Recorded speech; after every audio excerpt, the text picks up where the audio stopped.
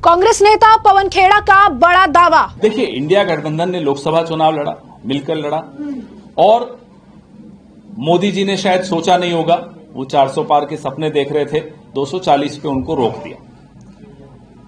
India गठबंधन लोकसभा चुनाव के लिए एक राष्ट्रीय स्तर का गठबंधन था और है। अलग अलग राज्यों की स्थितियां अलग अलग हैं। पंजाब की स्थिति, दिल्ली की स्थिति अलग है। पंजाब में हमारी राज्य की इकाई ने कहा कि भाई हमें इनसे गठबंधन नहीं करना, हम इनसे लड़ेंगे, तो उस बात का सम्मान किया गया। दिल्ली की इकाई ने भी हमें यही कहा कि हम लड़ना चाहते हैं इनसे, सीधा लड़ने दीजिए।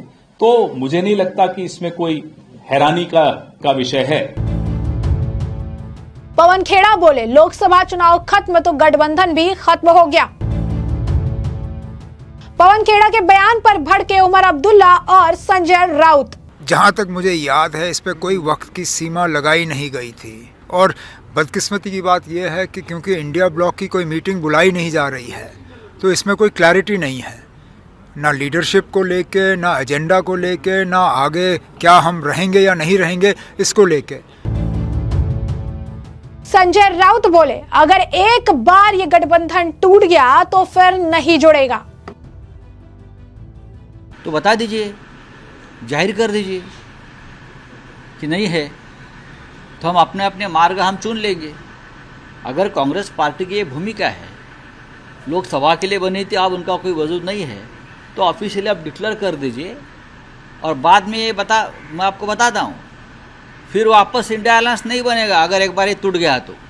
नमस्कार, मैं अंजलि मिश्रा, स्वागत है आप सभी का हमारे चैनल में। लोकसभा चुनाव 2024 में प्रधानमंत्री नरेंद्र मोदी के नेतृत्व वाली बीजेपी सरकार को सत्ता से बेदखल करने के इरादे से एक गठबंधन बनाया गया था, जिसमें विपक्ष की कई अहम पार्टियां थी, जैसे कि कांग्रेस, समाजवादी पार्टी, आम आदमी पार्टी, शिवसेना, यूबीटी। इस तरीके से कई सारी पार्टियों को मिलाकर एक गठबंधन बनाया गया था, जिसका नाम रखा गया था इंडिया गठबंधन, जो शॉर्ट फॉर्म में इंडी गठबंधन हो गया।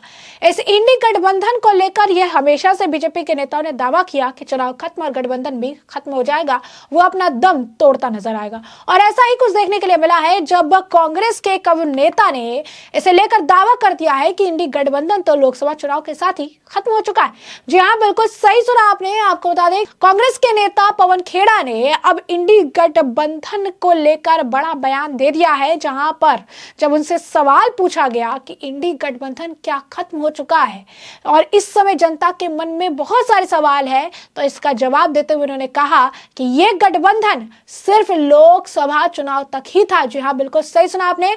उनका यह बयान था कि यह गठबंधन सिर्फ और सिर्फ लोकसभा चुनाव के लिए था। इंडी गठबंधन लोकसभा चुनाव के लिए ही था और राष्ट्रीय स्तर पर ही था। अलग अलग राज्यों की परिस्थिति के हिसाब से जो दल है, कांग्रेस हो या क्षेत्रीय दल, वो निर्णय लेते हैं कि हमें इकट्ठा लड़ना है या अलग अलग होकर लड़ना है। आप और कांग्रेस दोनों ही इंडी ब्लॉक का हिस्सा है, लेकिन दोनों पार्टी दिल्ली चुनाव में अब अलग अलग लड़ रही हैं। और ऐसे में यह बयान जो है, इसे एक तरह से इंडी गठबंधन के खत्म होने के ऊपर एक बड़े मुहर के तौर पर देखा जा रहा है। जरा देखिए क्या कुछ कह रही हैं पवन खेड़ा। देखिए, इंडिया गठबंधन ने लोकसभा चुनाव लड़ा, मिलकर लड़ा, और मोदी जी ने शायद सोचा नहीं होगा, वो 400 पार के सपने देख रहे थे, 240 पे उनको रोक दिया। इंडिया गठबंधन लोकसभा चुनाव के लिए एक राष्ट्रीय स्तर का गठबंधन था और है। अलग अलग राज्यों की स्थितियां अलग अलग हैं। पंजाब की स्थिति, दिल्ली की स्थिति अलग है। पंजाब में हमारी राज्य की इकाई ने कहा कि भाई हमें इनसे गठबंधन नहीं करना, हम इनसे लड़ेंगे, तो उस बात का सम्मान किया गया। दिल्ली की इकाई ने भी हमें यही कहा कि हम लड़ना चाहते हैं इनसे, सीधा लड़ने दीजिए। तो मुझे नहीं लगता कि इसमें कोई हैरानी का विषय है। हमारे यहाँ ऐसा सिस्टम नहीं होता, हम राज्य की इकाई को पूरा महत्व देते हैं। भाई, गठबंधन का एक धर्म होता है, गठबंधन करोगे लोकसभा में, वोट क्या फिर बीजेपी को देंगे? वोट तो गठबंधन के ही साथी को देंगे ना। तो जैसा कि आपने पवन खेड़ा का बयान सुना, यहाँ पर साफ तौर पर उनके बयान से ये बात समझ आ रही है कि इंडी गठबंधन खत्म हो चुका है। कांग्रेस इसे लेकर कह चुकी है कि ये सिर्फ और सिर्फ लोकसभा चुनाव तक ही था। पवन खेड़ा के बयान के बाद आपको बता दें कि दिल्ली चुनाव से पहले आम आदमी पार्टी और कांग्रेस के बीच जहां पर एक तरफ तीखी नोकझोंक देखने के लिए मिल रही है, तो इसी बीच जम्मू कश्मीर के मुख्यमंत्री उमर अब्दुल्ला ने भी बयान दिया था और ये कहा था कि विपक्ष एकजुट नहीं है और इसीलिए इंडी ब्लॉक को भंग कर देना चाहिए। ये बात उनके द्वारा भी कही जा चुकी है। तो जम्मू कश्मीर के मुख्यमंत्री ने ये कह चुके हैं कि दुर्भाग्यपूर्ण है कि इंडी ब्लॉक की कोई बैठक नहीं हुई है।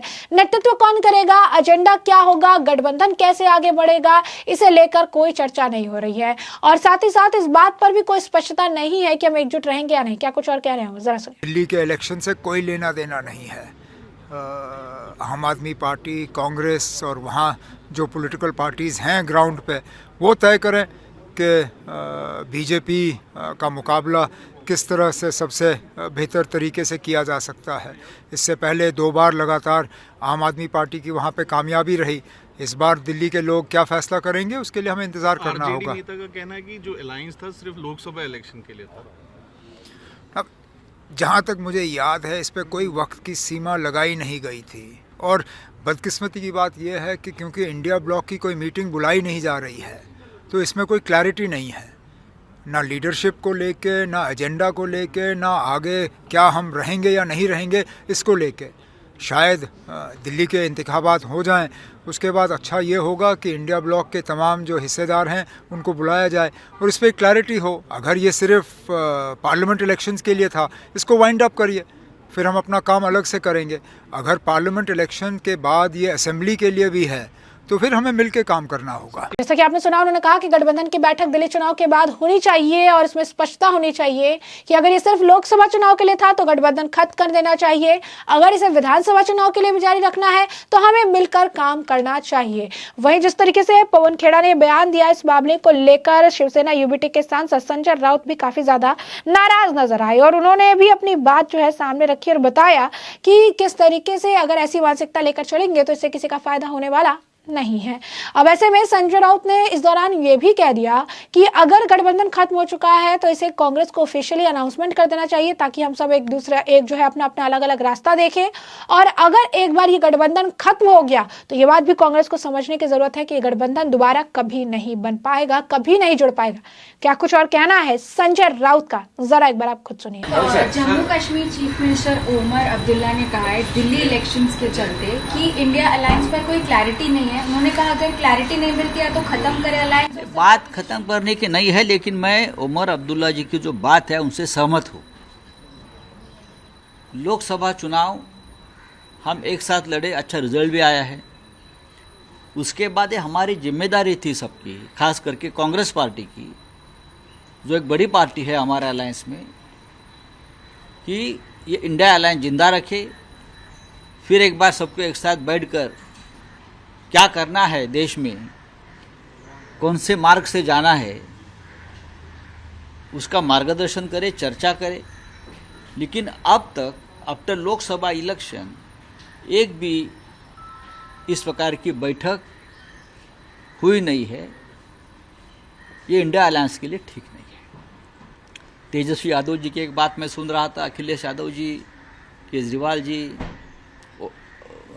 उमर अब्दुल्ला जी, ममता बनर्जी, सबका ये कहना है कि इंडिया अलायंस का कोई वजूद रहा नहीं।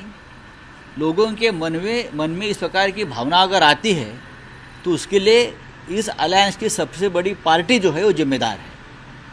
कम्युनिकेशन नहीं है, डायलॉग नहीं है, चर्चा नहीं है। उसका मतलब है इंडिया अलायंस में सब कुछ ठीक है या नहीं, उसके बारे में लोगों के मन में शंका है। सर, पवन खेड़ा भी यही कह रहे हैं कि इंडिया अलायंस सिर्फ लोकसभा के लिए, उसके अपना अलग कोई जवाबदारी नहीं। तो बता दीजिए, जाहिर कर दीजिए कि नहीं है, तो हम अपने अपने मार्ग हम चुन लेंगे। अगर कांग्रेस पार्टी की ये भूमिका है, लोकसभा के लिए बनी थी, अब उनका कोई वजूद नहीं है, तो ऑफिशियली आप डिक्लेयर कर दीजिए और बाद में मैं आपको बताता हूँ, फिर वापस इंडिया अलायंस नहीं बनेगा अगर एक बार ये टूट गया तो। अगर ये भूमिका किसी पार्टी की है जो बड़ी पार्टी है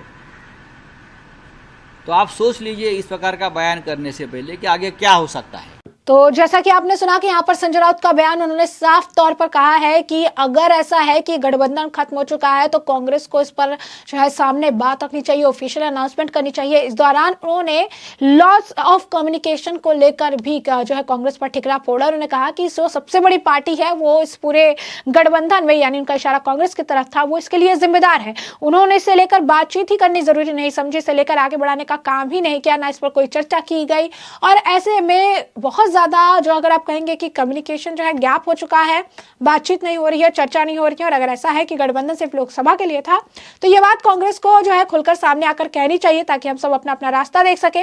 और ये बात भी कांग्रेस को अब समझ आ जानी चाहिए कि अगर एक बार ये गठबंधन टूट गया, एक बार ये जो गठबंधन है ये खत्म हो गया तो ये वापस से कभी भी नहीं जुड़ पाएगा, वापस से कभी भी जो है हम एक साथ नहीं आ पाएंगे। तो ऐसे में हमने आपको जो पूरा मामला है विस्तार से बताया है और आपने बयान भी जो है सुना है, क्या कुछ उनका कहना है। तो ऐसे में अब इस मामले पर अब आपकी भी जो राय हुआ हमें कमेंट सेक्शन में कमेंट करके जरूर से जरूर साझा करिएगा। धन्यवाद।